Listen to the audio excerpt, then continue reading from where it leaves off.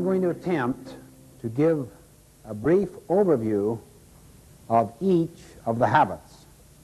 It's like getting a kind of airplane view of the whole mountain range before we go down to explore the detail. Habit 1, be proactive, basically means that your life is a product of your values, not your feelings. That your life, or the organization's life, is a product of your decisions, not your conditions. The opposite of being proactive is to be reactive, which basically means that your life is a function of your feelings, your moods, your impulses, other people's treatment. The underlying principle of habit 1, be proactive, is to take responsibility. The concept is you and I have the capacity to choose our response. Habit 2, begin with the end in mind, basically means that all things are created twice, and habit 2 is the first creation.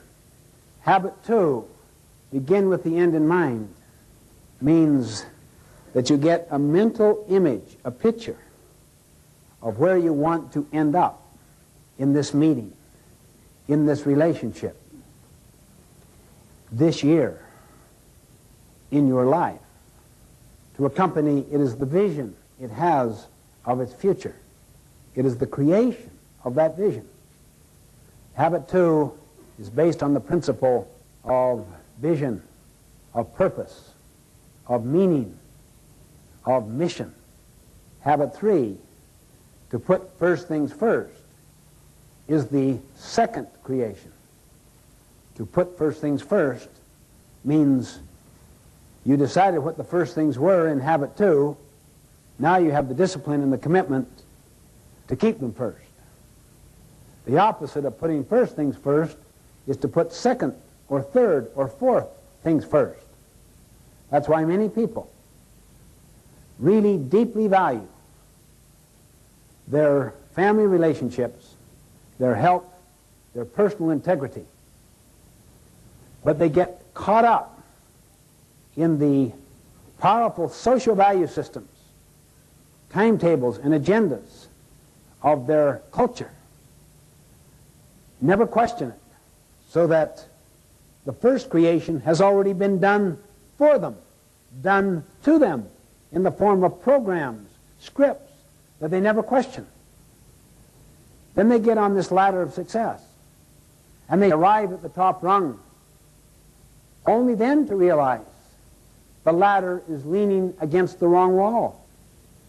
They come to realize that no one on their deathbed ever wished they'd spent more time at the office.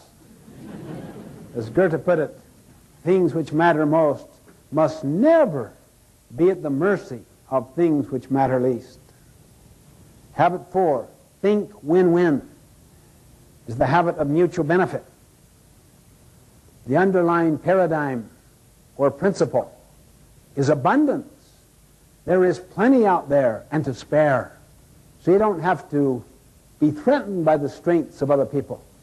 You can nurture competency around you higher than your own. It doesn't threaten you. You can share knowledge. You can share recognition, gain, profit.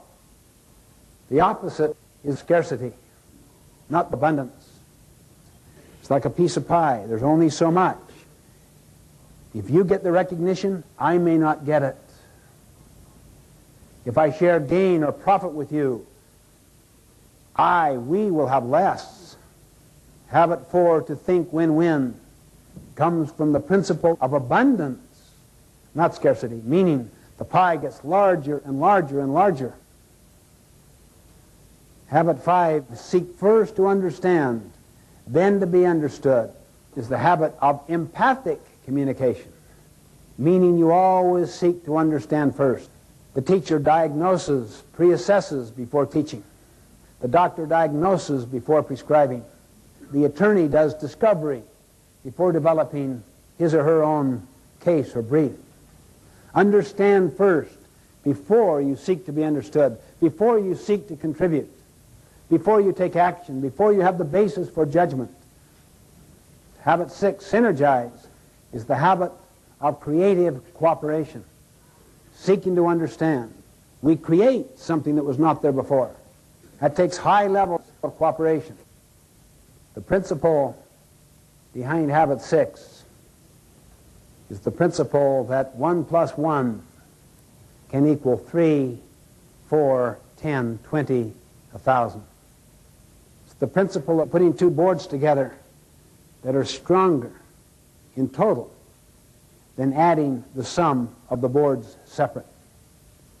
It's the principle of valuing differences, not tolerating differences, not accepting differences, celebrating differences. Habit 7 is called sharpen the saw. It is the principle of renewal, the principle of continuous learning, continuous improvement, getting better constantly.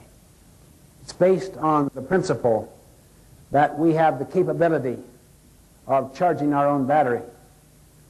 The opposite of habit 7, sharpen the saw, is to just let the blade get dull, to let the mind atrophy, to let the body lose its tone and its vitality through junk food and no exercise and trying to live a life of hedonism, pleasure-seeking, rather than one of contribution and service. It renews each of the other 6 habits.